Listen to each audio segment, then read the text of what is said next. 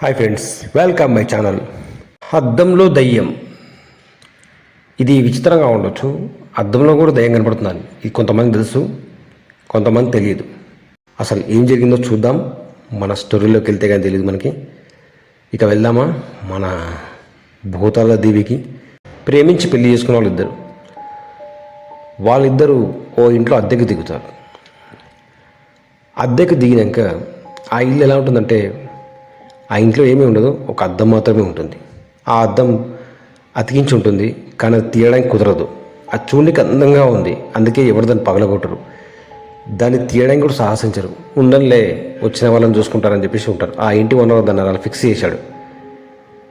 ఆ తర్వాత ఏమైందంటే, అది మరొకటి చెప్పాలంటే అది చాలా 40 ఏళ్ళ కింది, 40 years బ్యాక్, అంత పురాతనమైనది. అదే అద్దంలో రాత్రి వేళల్లో ఏవో ఆకారాలు కనపడుతున్నాయి అన్నట్టుగా వాదన. స్టోరీలోకి వెళ్దామా. ఆ ఇద్దరు లవర్స్ ఏం చేశారంటే ఆ ఇంట్లో ఒక అద్దెకు దిగారు. దిగాక భర్తనేమో ఆయన బయట చేస్తాడు, అతనికి 60,000 జీతం ఉంటుంది. ఇక భార్య వస్తే ఆమె ల్యాప్టాప్పై జాబ్ చేస్తుంది, ఆమె రూమ్లోనే ఉంటుంది, ఆమె బయటికి వెళ్ళదు. అతను విధులకు బయటికి వెళ్ళిపోతాడు డ్యూటీకి మార్నింగ్.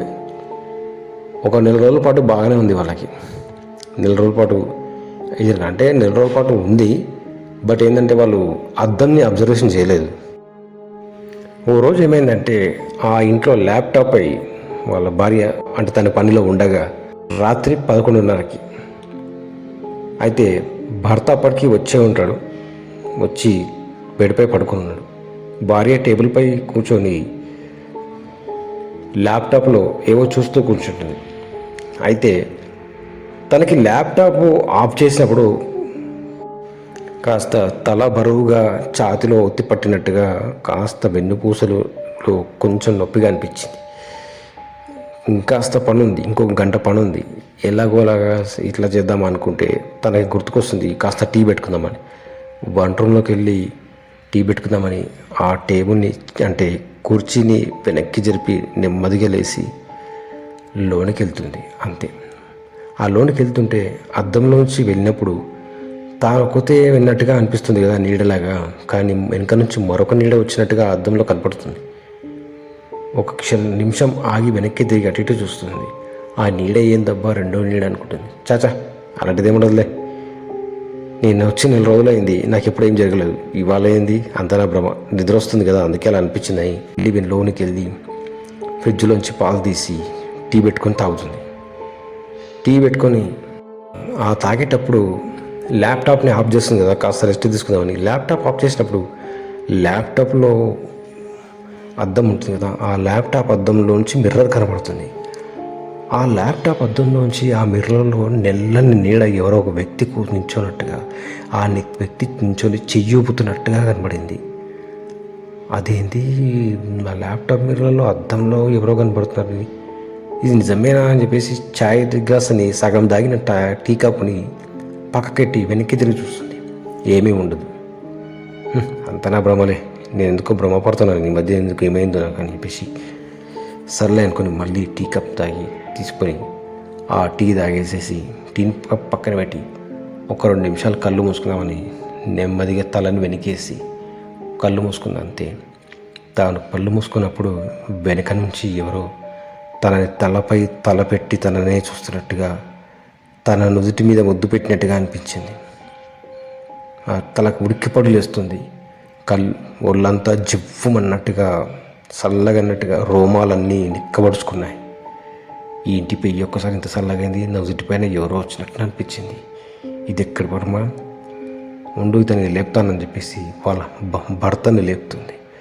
భర్త నిద్ర లేపితే, ఏంటి ఈ రాత్రి నిద్ర లేపినావు, నువ్వు ఇంకా పడుకోలేదా అంటే, లేదు పడుకోలేదు, నాకు ఇంకా గంట టైం ఉంది, ఆ గంట టైము వరకు కాస్త మెలుకుంటావా అంటే, భర్త నాకు నిద్ర బాగా వస్తుంది, మనకు మార్నింగ్ వెళ్ళాలి కదా, నాకు రేపు హాలిడే లేదు అని చెప్పేసి మడతారుగా.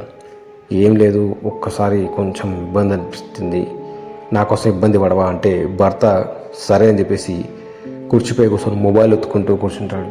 అప్పుడు భర్త కూర్చోగా తాను అలా ల్యాప్టాప్లో వర్క్ చేసేసుకుంటుంది. చివరికి ఆ వర్క్ అంతా పూర్తి కంప్లీట్ చేసేసి ల్యాప్టాప్ స్విచ్ ఆఫ్ చేసి అలాగే పెట్టి నేరుగా పక్కనున్న ఇందాక టీ తాగిన కప్పు ఉంది కదా, కప్పుని తీసుకెళ్ళి సింక్లో పడేసి వస్తుంది. వచ్చి భర్తకి ఇక పడుకుందాంలే అండి అని అంటుంది. వాళ్ళిద్దరూ పడుకుంటారు. పడుకున్న తర్వాత కళ్ళు మూసుకుంటుంది కాసేపు. కానీ మెల్లగా కళ్ళు తెరిచి ఎడమ వైపు వాళ్ళు పండుకుంటే మంచిదని గుర్తుకొచ్చి మళ్ళీ పండుకోగా ఆ మంచం పక్కన కుర్చీ మీద ఎవరో వ్యక్తి కూర్చున్నట్టుగా అనిపించింది.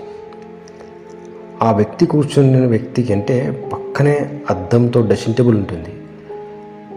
ఆ వ్యక్తి కూర్చున్నట్టు అద్దంలో కనపడుతుంది కానీ నిజంగా మాత్రం లేదు. అద్దంలో ఉన్న కుర్చీపై మాత్రం ఎవరో కూర్చున్నట్టు కనపడుతుంది, మరి నిజంగా మాత్రం కనబడట్లేదు. ఇదేంది అని చెప్పేసి మళ్ళీ కళ్ళు చూసుకొని చూస్తే అక్కడ ఏమీ కనబడదు, అద్దంలో కూడా ఏమీ కనబడదు. ఆ అద్దంలో ఏమీ కనబడదని చెప్పేసి పోతుంది. తెల్లారాక ఇద్దరేసి వంట చేసి భర్తను పంపించేస్తుంది. భర్త బయటికి వెళ్ళిపోతాడు. భర్త బయటికి వెళ్ళాక వచ్చి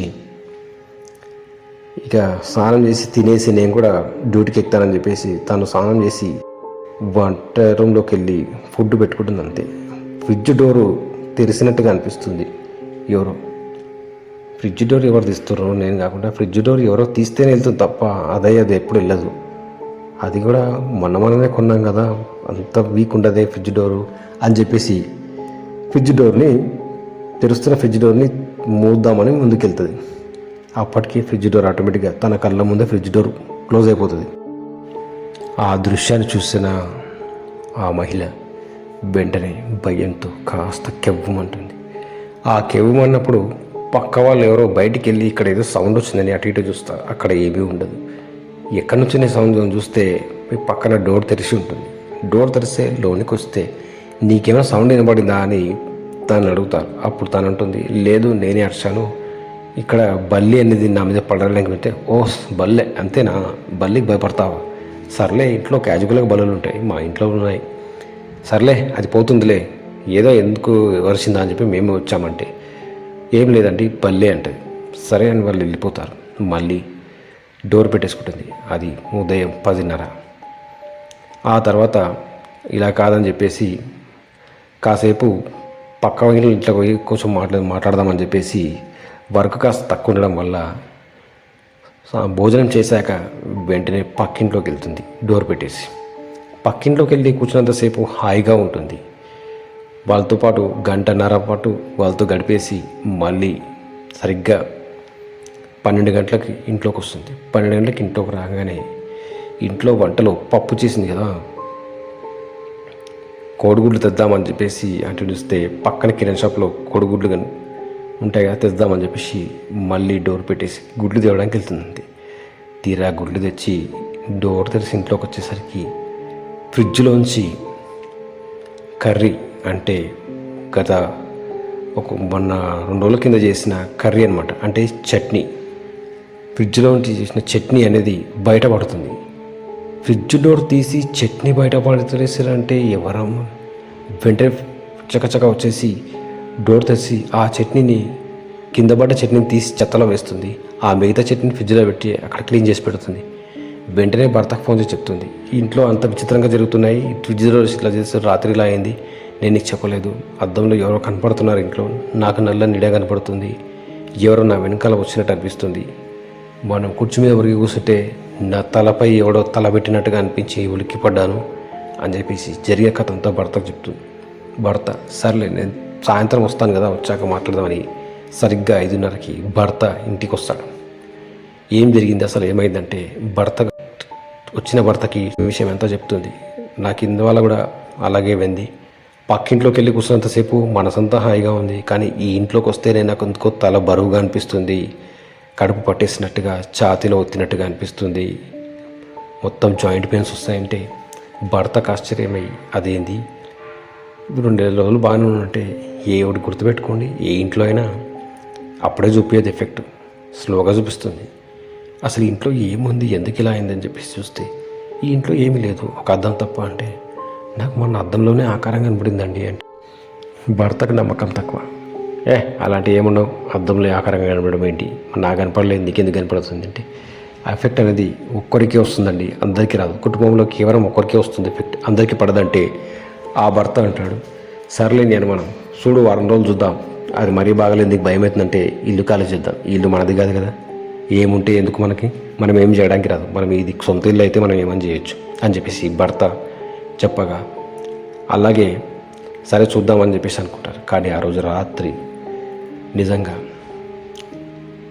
డ్యూటీ ముగించుకొని ఇంటికి వచ్చాక వాళ్ళిద్దరూ మాట్లాడుకొని తిని పడుకుంటారు. అంతే తిని పడుకున్నాక సరిగ్గా 12:30కి ఏవో ఆకారం నెల్లగా డోరు పరద తీసి, అంటే పరద కదులుతూ కనపడుతుంది. అసలు గాలే లేదంటే కిటికీ నుంచి తెరిచిపెట్టిన బయట నుంచి గాలే లేదు, కానీ పరద మాత్రం ఎవరో కలిపినట్టుగా పరద ఊగుతూ ఉంటుంది. ఎంత ఫ్యాన్ గాలి పెట్టినా కూడా పరద అనేది అలా మనిషి ఊపినట్టుగా ఊగదు కదా, అంత వేగంగా పరద ఎందుకు ఊపుతుందా అని చెప్పేసి మంచం పైకి లేచి కిందికి అడుగు పెడుతుంది. అంతే ఆ పరద ఊగడం బంద్ చేస్తుంది. మళ్ళీ ఏముండదు, ఫ్యాన్ గాలి తప్ప. బయట నుంచి కూడా పెద్దగా గాలి రాదు, వాతావరణం నార్మల్గానే ఉంటుంది. మళ్ళీ అనుమానం వస్తుంది, ఎక్కడేదో మరి పండుకున్న తర్వాత మెల్లగా సగం కళ్ళు తెరిచి నెమ్మదిగా మిర్రర్ వైపు చూస్తుందంటే ఈసారి తనకి కరెక్ట్గా లైవ్గా మాత్రం ఓ నల్లని నీడని చూస్తుంది. అంతే ఆ నల్లని నీడ అద్దంలోంచి తన మీదికి వస్తున్నట్టుగా అనిపించింది. అంతే తలని పక్కకు తిప్పి భర్త వైపు మళ్ళీ దేవుడా అనుకుంటూ పండుకుంటుంది. ఇప్పుడు భర్తకు చెప్తే భర్త నన్ను తిడతాడా అని చెప్పేసి అలాగే వణుకుతూ నిద్రపోతుంది. అంతే భర్త వైపు తిరిగి తెల్లారాక ఇక నేను ఇంట్లో ఉండను అని చెప్తుంది. నీకేమైంది, అసలు ఏం జరిగిందంటే నేను ఇంట్లోంచి బయటికి వెళ్ళి చెప్తాను, అసలు ఉండదు దీంట్లో అని చెప్పేసి ఇవాళనే కాల్ చేద్దామంటుంది. సరే నీ కర్మ, ఇంట్లో కూడా ఎక్కువ సామాన్లు లేవు కదా, వెళ్దాంలే. ఆఫీస్ నుంచి నేను మధ్యాహ్నం వస్తాను, మధ్యాహ్నం వచ్చాక కాల్ చేద్దాం. మా ఫ్రెండ్ ఇంటికి వెళ్దాం, అక్కడ ఖాళీ ఉందంట లేష్, ఓ రూమ్ ఖాళీ ఉంది, అందులోకి వెళ్ళిపోదాంలే, అందులో ఎలాంటి ప్రాబ్లమ్స్ ఏముండవు, వాళ్ళు పూజలు బాగా చేస్తారంటే. సరే అని చెప్పేసి వాళ్ళు ఇక్కడ నుంచి అక్కడ షిఫ్ట్ అవుతారు. అంతే అక్కడ షిఫ్ట్ అయిన నుంచి వాళ్ళకి ఎలాంటి ప్రాబ్లమ్స్ ఉండవు, హ్యాపీగా ఉంటారు. ఆ మర్నాడు ఈ వీళ్ళకి మరొక ఫ్యామిలీ దిగుతుంది. ఆ మరొక ఫ్యామిలీ ఒక పసిపిల్ల, ఒక తల్లి, ఒక ముసలావిడ, తాత, భర్త, అంటే నలుగురు. ముసలావిడ, వాళ్ళ భర్త, ఓ మహిళ, తన భర్త, ఓ పసిపాప, 5 మంది. ఈ 5 మంది కుటుంబం వస్తువులు వాళ్ళు దిగుతారు ఆ బిల్డింగ్లోకి. ఆ బిల్డింగ్లోకి దిగాక వాళ్ళకి వారం రోజుల పాటు బాగానే ఉంటుంది, కానీ వారం రోజుల తర్వాత ఆ పిల్ల బాగా రాత్రిపూట ఏడవడం మొదలు పెడుతుంది. రాత్రిపూట కానీ ఇంట్లో లైట్ లేనప్పుడు కానీ అద్దం వైపు చూస్తే గట్టిగా ఏడుస్తుంది. అది ఎవ్వరికీ అర్థం కాదు ఎందుకు ఏడుస్తుంది. పసిపిల్లలు నాక ఏడుస్తుంటారు, ఉలిక్కి పడతారు, కళ్ళు వస్తాయి అనుకుంటారు. కానీ పాప అద్దం దిక్కు చూస్తూ ఏడుస్తున్న సంగతి మాత్రం ఎవరికి కనిపెట్టరు. చివరిగా రోజు తల్లి కూతురు పాప నిద్రపోయాక ఓ పక్కకు వేసి మంచంపై ఒక పక్కకు వేసి, సరిగ్గా మంచం ఎలా ఉంటుందంటే అద్దంకి ఎదురుగా ఉంటుంది. ఎందుకంటే మంచం మీకు లేవంగానే ముఖం చూసుకుందామని అద్దం పెడతారు కదా, అలాగా మంచానికి ఇక్కడ ఎదురుగా కనపడుతుంది. అద్దం పెట్టేసరికి పాప నిద్రపోతుంది. కాసేపటికి పాపకి ఉలిక్కిబడి లేస్తుంది. ఉలిక్కిబడి లేచాక ఆ పాప అద్దం వైపు చూస్తే ఆ పాప నీడ నాతో రా అన్నట్టుగా పిలుస్తుంది. ఆ పాప అద్దం వైపు చూసి ఏడవడం మొదలు పెడుతుంది. అద్దం దిక్కు చూసి ఏడుస్తుంటే వాళ్ళు ఏం చేస్తారంటే ఇటువైపు చూసి ఏడుస్తుంది, ఇక్కడ ఎవరు లేరు అని చెప్పేసి వాళ్ళు పాపలు ఎత్తుకొని మళ్ళీ అక్కడ నుంచి తీసుకెళ్ళి ఆ రూమ్లోంచి వేరే రూమ్కి వెళ్తారు. ఆ వేరే రూమ్కి వెళ్ళాక ఆ పాప ఏడు పాపేస్తుంది. అక్కడి నుంచి మళ్ళీ బయటికి వెళ్తే బయటికి ఉన్నంతసేపు పాప బాగా ఆడుకుంటుంది. ఆ ఇంట్లోకి వచ్చి ఆ రూమ్లోకి వచ్చినప్పుడు మాత్రం పాప ఏడుస్తుంది. ఇలా వారం 10 రోజులు అవుతుంది. వాళ్ళకి అర్థం కాదు ఎందుకు ఏడుస్తారు. చివరగా వాళ్ళ నాయనమ్మ ఆ ముసలావిడ చూస్తుంది అసలు ఎందుకు ఏడుస్తుంది పాపని అని చూస్తే, పాపని తల్లి పడుకోబెట్టుకున్నప్పుడు వెనక్కి పడుకోబెట్టినప్పుడు సెర్లాక్ దింపించాక ఓ పక్క కూరగబెట్టింది నిద్రపోయిన పాప అనేది తాను తలని ఎడమవైపు వేసుకున్నప్పుడు పాప కుడివైపు మడుతుంది కదా, అప్పుడు ఆ మహిళకి వెనకాలనే అద్దం ఉంటుంది. ఆ అద్దంలోకి చూస్తుంది పాప. అంతే ఆ అద్దంలో భయానకరమైన ఆకారం పాపకు కనపడుతుంది. ఆ పాప వెంటనే భయమని ఏడిస్తే చుట్టుపక్కల వాళ్ళంటే పక్కింటి వాళ్ళు కూడా వస్తారు, అంత గట్టిగా ఏడుస్తుంది. అంతే ఇట కాదరని చెప్పేసి దగ్గరలో ఓ మసీద్ దగ్గర సలీం అనే అంటే తాయెత్తులు కట్టేవాడు, ఆ దిష్టి మంత్రాలు వేసేవాడు, వాడి దగ్గర తీసుకెళ్తే అడిగితే ఈ పాప ఎవరినో చూసి ఏడుస్తుందమ్మా, ఎవరో కనపడుతున్నారు ఈ పాపకి, ఏదో దేన్నో చూసి ఉలిక్కి పడ్డది పాప అని చెప్పేసి ఆ పాప కళ్ళల్లో చూసి చెప్తాడు. ఇక మంత్రం వేసి తాయెత్తి కట్టి ఏం కాదులే అని చెప్పేసి పంపిస్తే పాప 2 రోజులు బాగానే ఉంటుంది. కానీ ఆ రూమ్లోకి తీసుకెళ్ళాక ఏడుస్తుంటే ఆ ముసలావిడ కనిపెడుతుంది. ఈ రూమ్లోకి తీసుకొస్తే ఎందుకు ఏడుస్తుందని పాపని తీసుకొని చూద్దామని పాపని తీసుకుని ఆ రూమ్లోకి వస్తే ఆ పాప ఆ అద్దం వైపు చూసి ఏడుస్తుంది. అప్పుడు ముసలావిడ ఆ అద్దంని చూసి, బాము ఇక్కడ ఈ అద్దంలోనే ఏదో ఉందని చెప్పేసి పాపను వెంటనే ఆ కోడలికి ఇచ్చేసి ఆ ముసలావిడ చూద్దాం ఏందని చెప్పేసి ఆ రాత్రి ఆ రూమ్లో నేను ఒక్కడే పడుకుంటుంది అంతే. ఇక పడుకున్నాక ఏం జరుగుతుంది, ఆ నల్లని ఆకారం కరెక్ట్గా 12:30కి ముసలావిడకు కళ్ళకు కట్టినట్టుగా కనపడుతుంది అంతే. ఆ కళ్ళకు కనపడబడ్డ ముసలావిడకు, ఎందుకంటే తనకు ఆత్మలు కానీ దయ్యాలు కానీ కనపడతాయి ఆ ముసలావిడకి, పాతకాలం మనిషి కదా, చూసి నేరుగా నీవెవరు అంటే నేను ఈ ఇంట్లోనే ఉంటాను, మీరు ఇక్కడ ఉండొద్దు, ఇక్కడి నుంచి వెళ్ళిపోవాలి, ఉంటే చస్తారు, ఇంకా వారం రోజులు ఇంకా మీరు ఉన్నారంటే మీ పసిపిల్లని నేను మింగేస్తానని భయపట్టిస్తుంది. అవునా, అసలు నువ్వు ఎవరు, ఎందుకున్నావు ఇక్కడంటే నన్ను ఒక వ్యక్తి మోసం చేసి నన్ను చంపేసింది ఇక్కడ, మోసం చేసి అంటే పెళ్లి చేసుకుంటానని చెప్పేసి మోసం చేసి వాడు ఈ రూమ్లో నాతో సంసారం చేసి వాడు వెళ్ళిపోయాడు. వాడు పోయినప్పుడు ఆ మోసాన్ని తట్టుకోలేక ఈ ఇంట్లోనే నూరేసుకొని చచ్చిపోయి ఇక్కడే ఆత్మని తిరుగుతున్నాను నేను అని చెప్పేసి ఆ ముసలావిడ కళ్ళకు కదిలినట్టుగా కనపడుతుంది. అది తెలుసుకున్న ముసలావిడ వెంటనే ఇక్కడ ఉండద్దమ్మా, ఖాళీ చేయాలి అని చెప్పి కొడుకు చెప్తే కూడా ఆశ్చర్యపోతుంది. మామ కూడా, భర్త కూడా, అంటే ముసలావిడ కొడుకు ఆశ్చర్యపోతాడు. అసలు ఏమైందంటే నేను ఇంట్లో నుంచి బయటికి వెళ్ళినప్పుడు చెప్తాను అసలు ఏందని, ముందు ఇంటికాడ నుంచి బయటికి వెళ్ళాలని చెప్పేసి అదే రోజు అనగా ఆ మర్నాడే ఇల్లు కాల్ చేసి వెళ్ళిపోతారు. ఆ తర్వాత ముసలావిడ ఇల్లు కాల్ చేసి వేరే ఇంటికి వెళ్ళాక ఇంట్లో వాళ్ళు అడుగుతారు ఏం జరిగిందంటే, ఆ ఇంట్లో ఎవడో ప్రేమించి మోసం చేసినందుకు ఆ మోసాన్ని తట్టుకోలేక ఫ్యాన్కు ఊరేసుకుని చచ్చిపోయింది ఒక అమ్మాయి. ఆ అమ్మాయి ఆ ఇంట్లో అద్దంలో ఆత్మలా తిరుగుతుంది. ఆ అమ్మాయి చనిపోయింది, లవర్ చనిపోయిందని బాధతో తన ప్రియుడు ఇంటికి ఆ లవర్ని చూద్దామని ఇంటికి వస్తే ఆ ఇంట్లో అప్పటికి ఎవరు ఉండరు, వాళ్ళంతా కాల్ చేసి వెళ్ళిపోయినందుకు ఆ పిల్లాడు రాత్రి తన ప్రియురాలు చనిపోయిందని ఆ ఇంట్లో బాధతో ఉండగా ఆ ఆత్మే ఆ పిల్లాడిని చంపి వాళ్ళిద్దరు ఆత్మలే ఉన్నారు, ఆ ఇంట్లో కేవలం ఆ అద్దంలోనే ఉంటారని చెప్పేసి ఆ ముసలావిడ ఉంటుంది. సో అద్దంలో ఇంత కథ ఉందా, ఇద్దరు చనిపోయి అద్దంలో ఆత్మలే తిరుగుతున్నారా అని చెప్పేసి కొడుకు అడగగా, దుష్టశక్తులు అనేది దేని మీదైనా కూర్చోవచ్చు, ఫ్యాన్ మీద కూర్చొని ఉంటాయి, అద్దంలో ఉంటాయి, బొమ్మలో కూడా ఉంటాయి, మార్కెట్లో కూడా ఎక్కడ పడితే అక్కడ బొమ్మలు కొనుక్కొని రావద్దు అని చెప్పేసి ముసలావిడన్నీ చెప్తుంది.